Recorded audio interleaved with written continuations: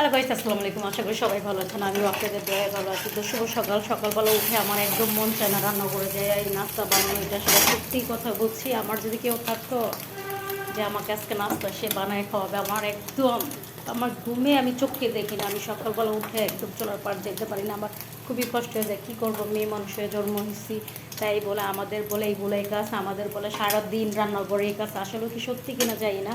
যাই হোক, আমার না সকালবেলা উঠে একদম রান্না করে যাইতে ইচ্ছা করে না, জানেন। এই সকালের নাস্তাটাই আমার বানাইতে ইচ্ছা করে না, একদম বিরক্ত লাগে। কিন্তু আবার না দিয়েও পারি না, আবার না খেয়েও থাকতে পারি না। কী যে করবো বুঝতেছি না। যাই হোক, এই যে সকালবেলা নাস্তা ছিল, এই যে আজকে ডিম ভাজি করছি পেঁয়াজ কাঁচামরিচ দিয়ে, আর এই যে রুটি, সাদা আটার রুটি বানাইলাম। আর একটা দুঃখের বিষয়, গুঁড়া দুধ শেষ হয়ে গেছিলো, তো ফ্রিজেটা মিলিমিটার দুধ ছিল, তো সেটা তো ডিপে একদম শক্ত কাঠ হয়ে রয়েছে, তাই ওইটা ভিজরায়, তো ওইটা নামায় পানিতে ভিজাই রাখছি। আজকে চা খেতে দেরি হবে। আর এই ছিল আমাদের নাস্তার আয়োজন।